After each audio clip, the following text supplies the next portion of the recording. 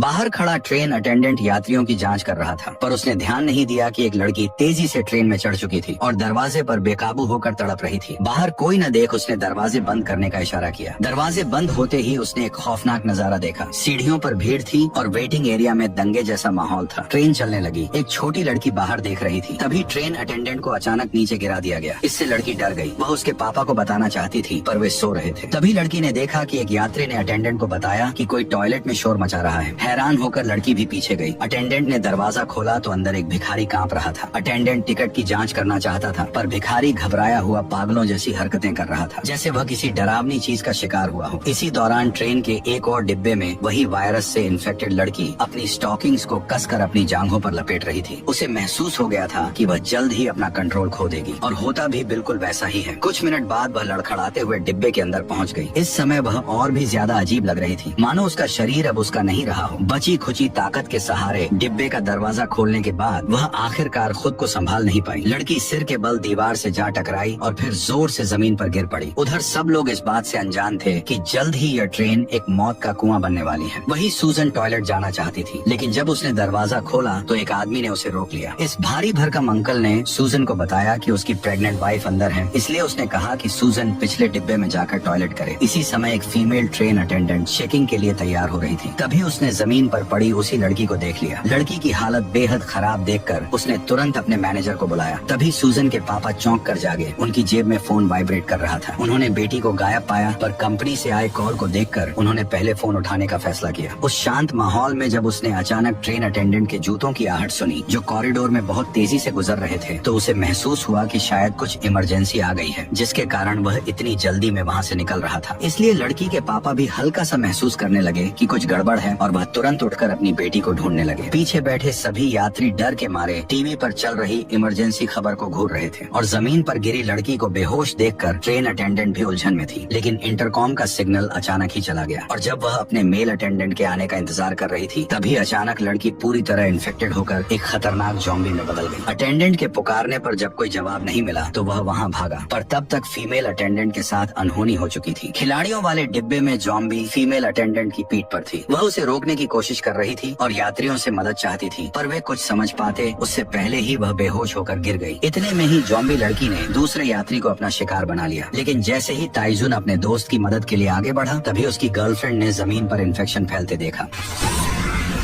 पीछे हलचल हुई, और जब मैनेजर वहां पहुंचा तो घबराए यात्रियों ने उसे धक्का देकर गिरा दिया। कुछ मिनट के अंदर ही डिब्बा ज़ॉम्बियों से भर गया। ज़ॉम्बी बन चुकी अटेंडेंट को यात्रियों को काटते देख मैनेजर पूरी तरह से हैरान रह गया। हालात बिगड़ते देख वह तुरंत वहां से भागा और दूसरों को भी भागने का इशारा करने लगा। सूजन को ढूंढ रहे उसके पापा ने एक पैसेंजर को भागते देखा, लेकिन वो कुछ समझ नहीं पाए। आगे के डिब्बे में भीड़ देख वह वहाँ पहुँचे। वहाँ अटेंडेंट पैसेंजर्स को जगा रहा था। तभी एक ज़ॉम्बी ने उसकी गर्दन पर काट लिया।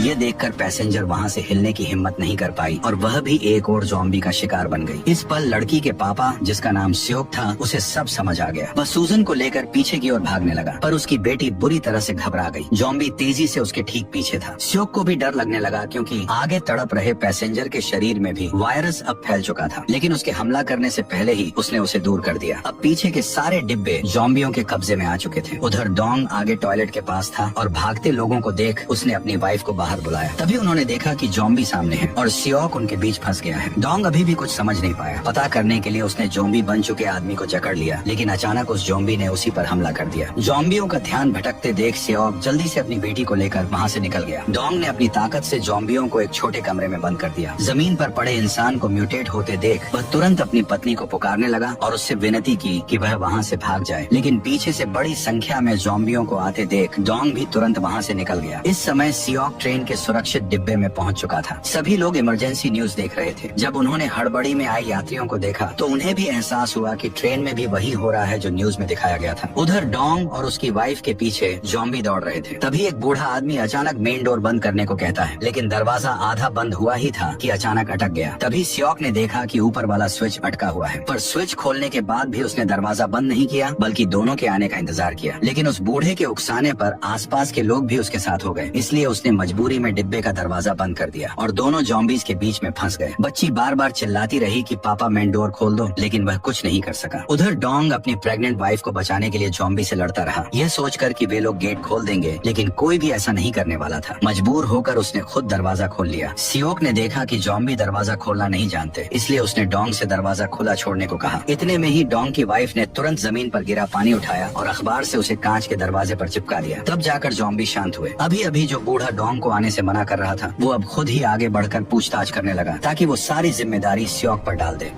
साला ये तो एक नंबर का कमीना है। तभी कंडक्टर ने घोषणा की कि ऊपर से निर्देश हैं कि बाहर दंगे हो सकते हैं, इसलिए ट्रेन अगले स्टेशन पर नहीं रुकेगी। पर बूढ़ा आदमी अटेंडेंट को बुलाकर आदेश देता है कि ट्रेन वहाँ जरूर रुकनी चाहिए, बदले में चाहे जितने पैसे ले लो। ठीक उसी समय सियोक को अपनी बूढ़ी माँ का फोन आता है। असल में घर में अचानक बहुत सारे जॉम्बी घुस आए थे और माँ को जॉम्बी ने काट लिया था। सियोक की माँ चिंता कर रही थी कि उसका बेटा बाहर किसी खतरे में ना पड़ जाए। वादा करो सूजन का ख्याल हमेशा रखोगे।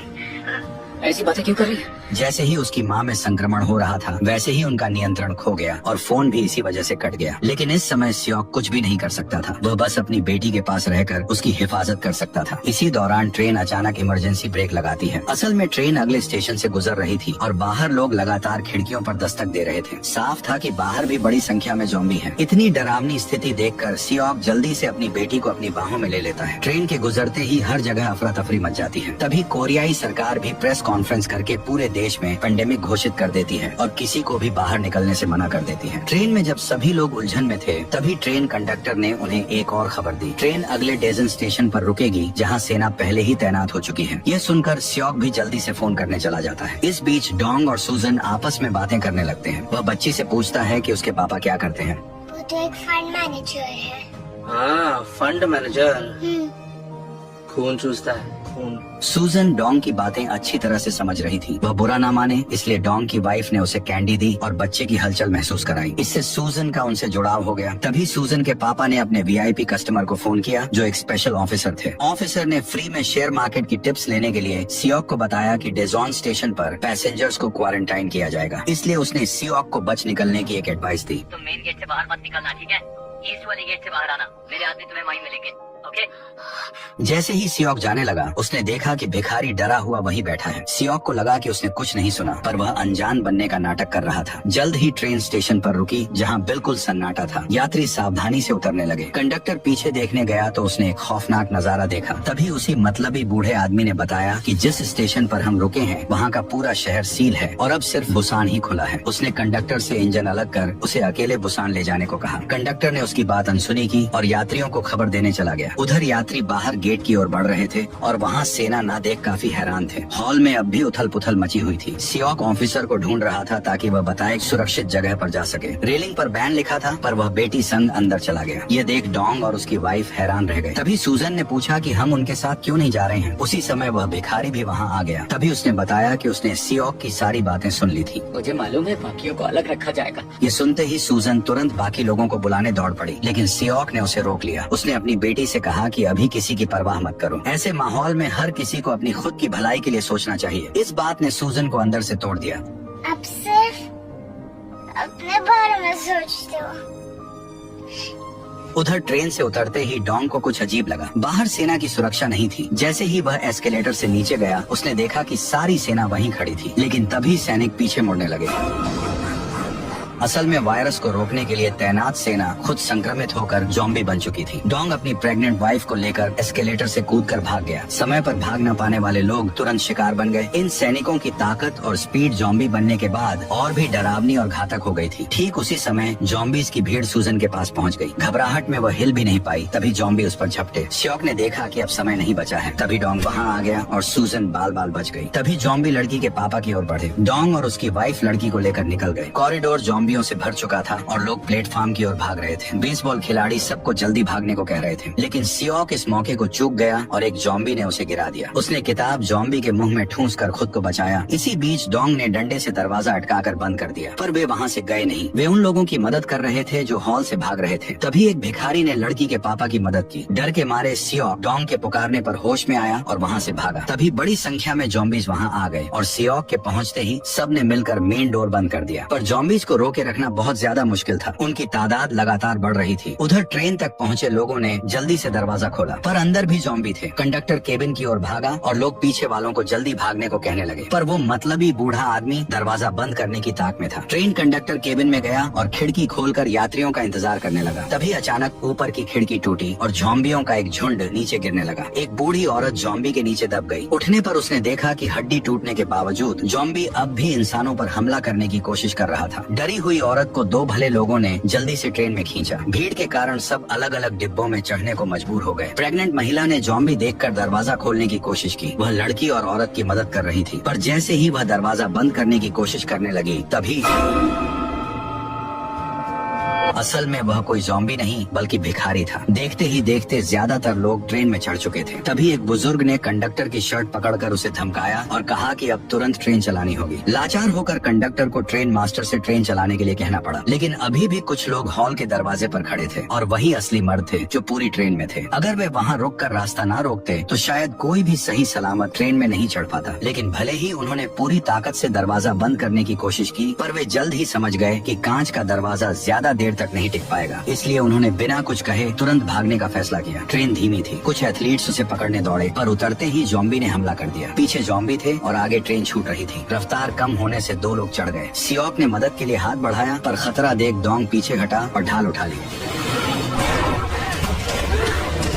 आखिर में सियोक की मदद से डोंग भी सफलतापूर्वक ट्रेन में चढ़ गया और इससे दोनों के बीच गहरी दोस्ती हो गई। तभी कंडक्टर ने रेलवे केंद्र से संपर्क किया और सुरक्षित स्टेशन न मिलने पर ट्रेन को बुसान की ओर बढ़ा दिया। उस समय सब अलग अलग डिब्बों में थे। डोंग की वाइफ ने फोन करना चाहा, लेकिन भिखारी ने उसे रोक दिया क्योंकि उसने देखा कि दाएं और बाएं दोनों तरफ के डिब्बों में ज़ॉम्बी भरे हुए थे। वे चारों ट्रेन के दरवाजे के पास फंस गए थे, लेकिन क्योंकि उन्होंने कोई तेज आवाज नहीं की थी और ज़ॉम्बियों ने उन्हें नहीं देखा था, इसलिए वे पकड़े नहीं गए। अब उनके पास छुपने के लिए केवल डिब्बे के दोनों ओर बने टॉयलेट ही बचे थे। वे बहुत सावधानी से वहाँ पहुँचे और तभी जब औरत ने भिखारी को जल्दी आने का इशारा किया, तभी एक ज़ॉम्बी की नजर उन पर पड़ गई और देखते देखते कई सारे ज़ॉम्बी उन पर टूट पड़े और टॉयलेट में मौजूद तीनों की जान खतरे में आ गई। तभी जिन्ही को उसके बॉयफ्रेंड का फोन आया और पता चला कि वह सब ठीक है। उधर डोंग ने अपनी वाइफ को फोन किया। उसने घबराकर बताया कि वह बच्ची के साथ डिब्बा 13 में फंसी है और मदद चाहती है। लड़के ने बताया कि बाकी यात्री डिब्बा नंबर 1 से 5 में हैं, जबकि वे अभी 9 में हैं। अपने दोस्तों तक पहुँचाने के लिए तीनों ने मिलकर इन खतरनाक ज़ॉम्बीज के बीच से निकलने का फैसला किया। जब ट्रेन अचानक एक सुरंग में घुसी, तभी डोंग ने योजना बनाई कि सुरंग से बाहर निकलते ही वे अंदर घुसेंगे। डोंग सबसे आगे खड़ा हुआ और सामने से आने वाले ज़ॉम्बीज को पहले संभाला। वहीं दोनों पीछे बचे ज़ॉम्बीज से डोंग को कवर देने लगे। इस समय वे लोग 10 नंबर डिब्बे में थे और उनका प्लान सबसे पहले 13 नंबर डिब्बे में जाकर लोगों को बचाना था। तीनों एकजुट होकर ज़ॉम्बीज को पीछे धकेलते हुए 10 नंबर डिब्बे से निकल गए। लेकिन जैसे ही उन्होंने अगले 11वें डिब्बे के भीतर प्रवेश किया तो तैजुन अचानक पूरी तरह से हक्का बक्का होकर वहीं खड़ा रह गया, क्योंकि जो उसके सामने खड़े थे वो ज़ॉम्बी बन चुके उसके साथी थे। इस वजह से वह अपने पुराने साथियों को मारने के लिए हाथ नहीं उठा सका। इसलिए डोंग ने पहले हमला करने का फैसला किया और सभी को एक एक करके जमीन पर पटक दिया। तैजुन के दोस्त बहुत ज्यादा ताकतवर थे और ज़ॉम्बी बनने पर उनकी ताकत और भी खतरनाक हो चुकी थी। अपने दो साथियों को खतरे में देखकर भी वह उन पर हाथ नहीं उठा पाया। जल्दी ही वे सभी ज़ॉम्बीज सियोक और डोंग को अपने कब्जे में लेने लगे, लेकिन यह सब के बावजूद वह सिर्फ उन्हें देखता रहा। इतने में ही ट्रेन एक सुरंग से गुजरी और तभी उन्होंने अजीब बात देखी। ज़ॉम्बीज ने उन पर हमला बंद कर दिया और इधर उधर शिकार ढूंढने लगे। तीनों हैरान खड़े रह गए। तभी ऊपर से बॉल गिरी और ज़ॉम्बी वहाँ मुड़ गए। सियोक ने बैट को ऊपर मेटल रैक पर बजाया और वाकई ज़ॉम्बी तुरंत वहाँ इकट्ठा हो गए। वे तुरंत मौके का फायदा उठाकर उस डिब्बे को पार कर गए, लेकिन तभी ट्रेन फिर से सुरंग से निकल गई और ज़ॉम्बी एक बार फिर उनके सामने आ खड़े हुए। तीनों वहीं नीचे झुककर सोचने लगे और इस नतीजे पर पहुँचे कि इन ज़ॉम्बीज की सुनने और देखने की ताकत हम इंसानों से कहीं ज्यादा तेज है। लेकिन जैसे ही वे अंधेरे में होते हैं उनकी देखने की ताकत पूरी तरह खत्म हो जाती है, जबकि सुनने की शक्ति रात में और भी तेज हो जाती है। इसलिए जब वे 12 नंबर डिब्बे में घुसने वाले थे तभी सियोक को एक अच्छा तरीका सूझा। उसने डोंग से उसका मोबाइल मांगा और जल्दी से अपना नंबर उसमें सेव कर लिया। जब ट्रेन सुरंग में घुसी तो तीनों चुपचाप ज़ॉम्बीज के पीछे वाली सीटों तक पहुंच गए। फिर उसने डोंग का मोबाइल पीछे रख दिया और अपने मोबाइल से उस पर कॉल कर दिया। मोबाइल की रिंगटोन सुनते ही सभी ज़ॉम्बीज शोर की ओर दौड़ पड़े और इस तरह चालाकी से तीनों डिब्बा नंबर 12 पार कर 13 के सामने पहुंच गए। डोंग की वाइफ, बूढ़ी महिला और बच्ची उस भिखारी के साथ बाथरूम में फंसी हुई थी। पर अचानक डोंग को देखते ही उसकी वाइफ इमोशनल हो गई। सूजन की नजरें अपने पापा को ढूंढ रही थी। तभी सियोक ने उसे देख लिया। महज 3 मीटर दूर ज़ॉम्बी थे और ट्रेन सुरंग से बाहर आ गई थी। ज़ॉम्बीज के उन्हें देखने से पहले ही वे तीनों तुरंत टॉयलेट के अंदर घुस गए। उन्होंने मोबाइल पर देखा कि अब अगला टनल 2 मिनट के बाद है।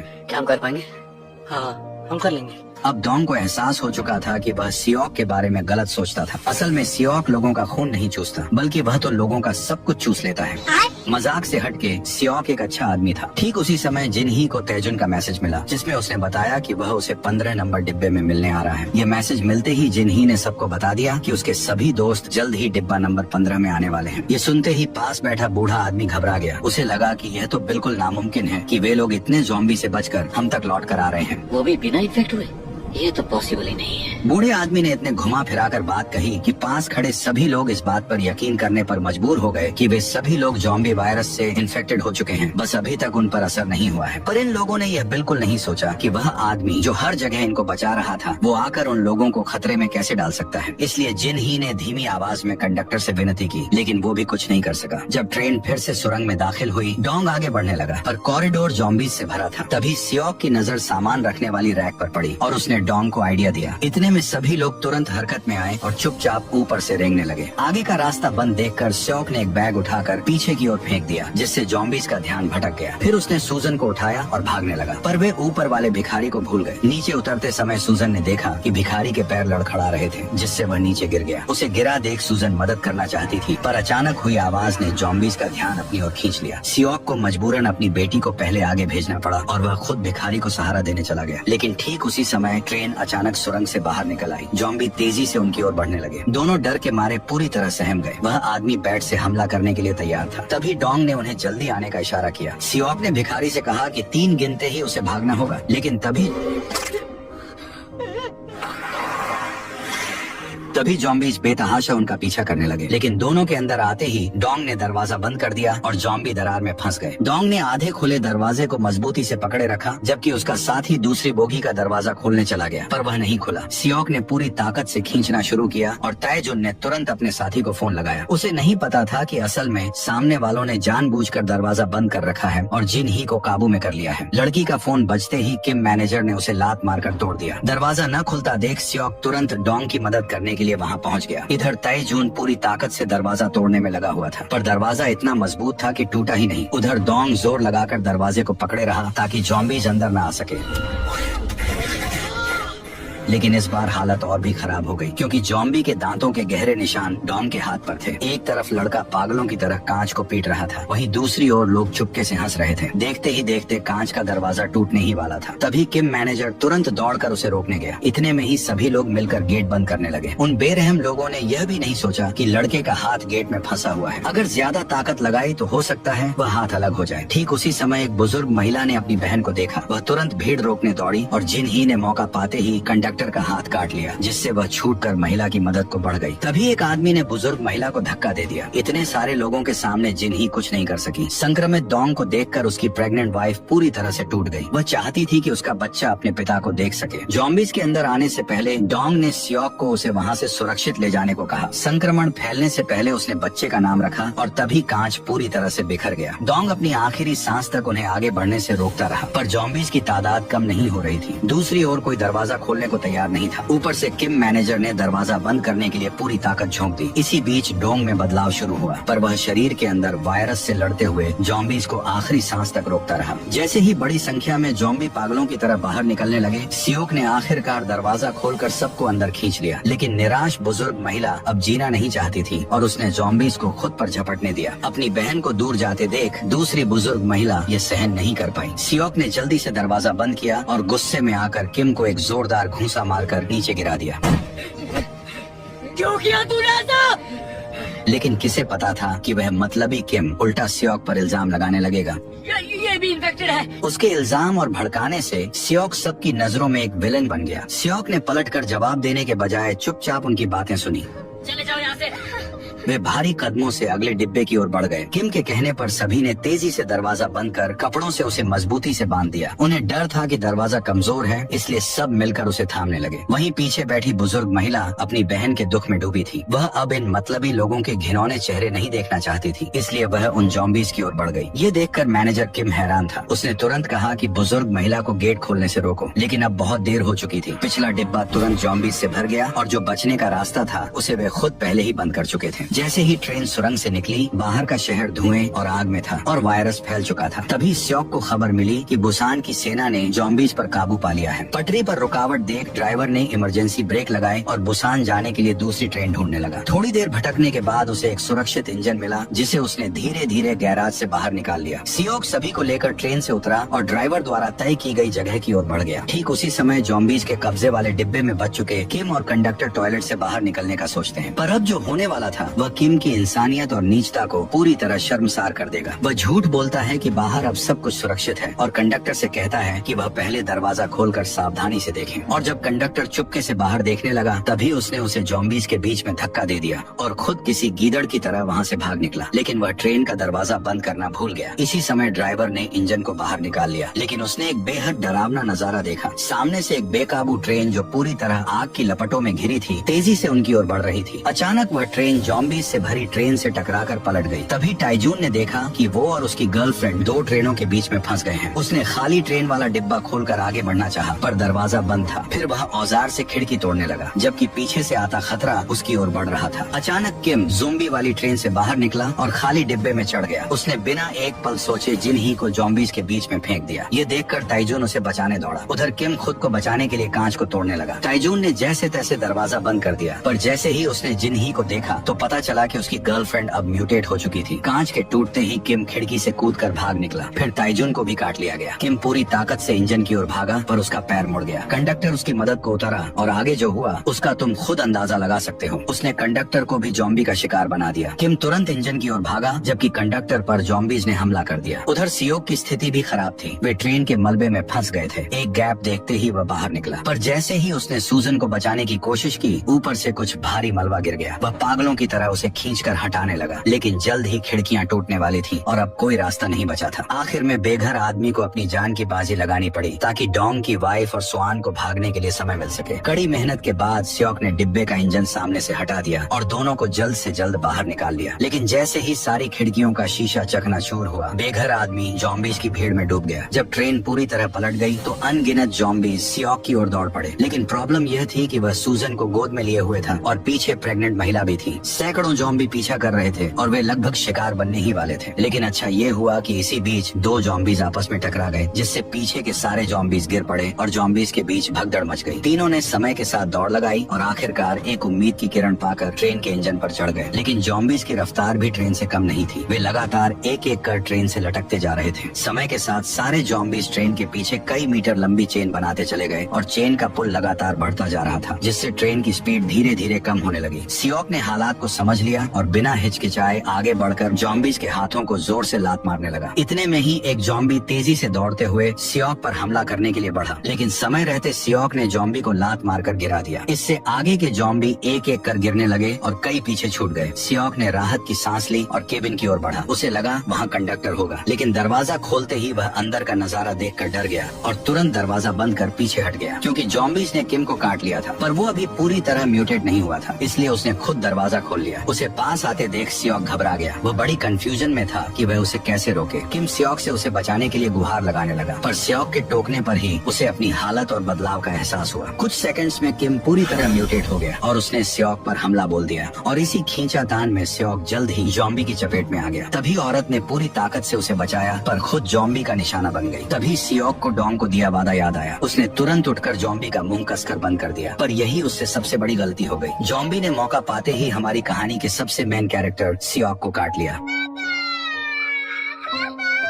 सियोक जानता था कि अब क्या होने वाला है, इसलिए म्यूटेट होने से पहले उसने कमर में जंजीर बांधकर रेलवे ट्रैक के पास की जमीन को निशाना बनाया और वह ज़ॉम्बी को लेकर नीचे कूद गया और उसे जमीन पर फेंक दिया। लेकिन एक खतरा टल जाने के बाद दूसरा खतरा वह खुद बन गया। सियोक ने अपनी हालत को समझते हुए सूजन की ओर देखा। उसे एहसास हुआ कि वह कितना सेल्फिश था। वह बस केवल अपने बारे में सोचता था और कभी सूजन की फीलिंग्स को नहीं समझा। अब वह बस अपनी गलती सुधारना चाहता था, इसलिए वो जंजीर खोलकर तुरंत केबिन में भागा और महिला को जल्दी से बताया कि ट्रेन को कैसे रोक सकते हैं। शायद यह उसकी बेटी के लिए आखिरी काम था। इसके बाद सियोक अपनी बेटी के पास गया और धीरे से उसे कुछ समझाया। उसने कहा कि अब हमेशा उसे आंटी के साथ रहना है और आंटी को बिल्कुल भी परेशान नहीं करना है। ये सुनते ही सूजन जोर जोर से रोने लगी। कहीं मत जाओ, मेरे साथ रहो, कहीं मत जाओ। इसके बाद सियोक रोते हुए तुरंत केबिन से बाहर निकल गया। सूजन के पैदा होने की यादों को याद करते हुए उसे सूजन के साथ बिताए वो पल याद आ गए। ये सोचकर सियोक मुस्कुरा दिया और उसका दर्द कुछ कम हो गया और इसी आखिरी याद के साथ वह हमेशा के लिए सूजन से दूर हो गया। डॉम की वाइफ पूरे रास्ते चुपचाप स्वान के साथ बुसान शहर तक आई। ट्रेन सुरंग से पहले रुक गई। आगे बहुत सारा मलबा और कई लाशें पड़ी थी। पीछे हटने का रास्ता न होने की वजह से वे अंधेरी सुरंग में घुसे। सुरंग के एंड पर तैनात सैनिकों ने दोनों पर निशाना साध लिया। उनका काम सुरंग से इस ओर आने वाले ज़ॉम्बीज को मार गिराना था, पर उन्हें यह पक्का नहीं था कि वह दोनों ज़ॉम्बीज नहीं हैं। इतने में ही ऊपर से ऑर्डर आए कि उन्हें ज़ॉम्बी समझकर मार गिराया जाए। ऑर्डर मिलते ही सैनिकों ने टारगेट लॉक कर ट्रिगर साध लिया। तभी सुरंग से एक गाना सुनाई दिया। सब जानते थे ज़ॉम्बी गा नहीं सकते। आवाज सुनते ही दो सैनिकों ने साथियों को सुरक्षा के लिए अंदर पहुंचाया। सूजन हमेशा यह गाना अपने पापा को सुनाना चाहती थी, लेकिन अब ऐसा होना बिल्कुल नामुमकिन था और इस तरह इस मास्टरपीस मूवी का अंत हो गया। सच बताऊं तो ये मूवी मुझे भी इमोशनल कर देती है। मैं चाहे जितनी बार भी इसे देखूं। वैसे मुझे आप अपने बारे में बताओ कि आपको ये मूवी कैसी लगी। अच्छी लगी हो तो वीडियो को लाइक करके चैनल को सब्सक्राइब कर लेना और नेक्स्ट कौन सी मूवी देखना चाहोगे जरूर बता देना।